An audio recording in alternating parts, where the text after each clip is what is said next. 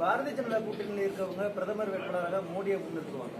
காங்கிரஸ் கூட்டணி இருக்கவங்க காங்கிரஸ் மூத்த தலைவர்கள் யார் நிறுத்திருக்காங்க? நிறுத்தக்கூடிய வாய்ப்பு எங்க இருக்குது சொல்லுங்க நீங்களே.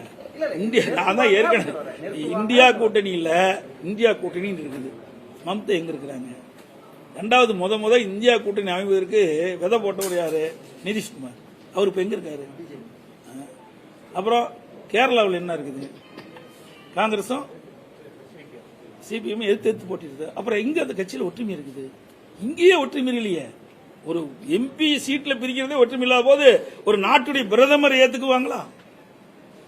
ஒரு எம்பி இரு கட்சிகளும் பகிர்ந்து நாடாளுமன்றத்தில் வேட்பாளர் நிறுத்தணும். அதுக்கே அவர் உடன்பாடு இல்லைன்னா ஒரு நாட்டுடைய பிரதமரா எப்படி அவர் ஏத்துக்குவாங்க?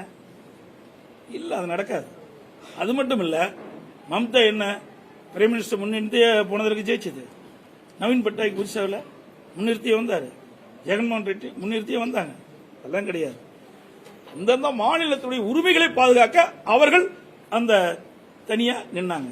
அதுபோல அனைத்து இந்திய அண்ணா திராவிட முன்னேற்ற கழகம் தமிழ்நாட்டு மக்களுடைய உரிமையை பாதுகாக்கவும் உரிமையை நிலைநாட்டவும் தமிழ்நாடு வளர்ச்சி பெறுவதற்கு தேவையான திட்டங்களையும் நிதியும் பெறுவதற்கு நாங்கள் தனியாக இன்றைக்கு எங்களுடைய அதிமுக தலைமையில் ஒரு கூட்டணி அமைச்சு போட்டியோம்.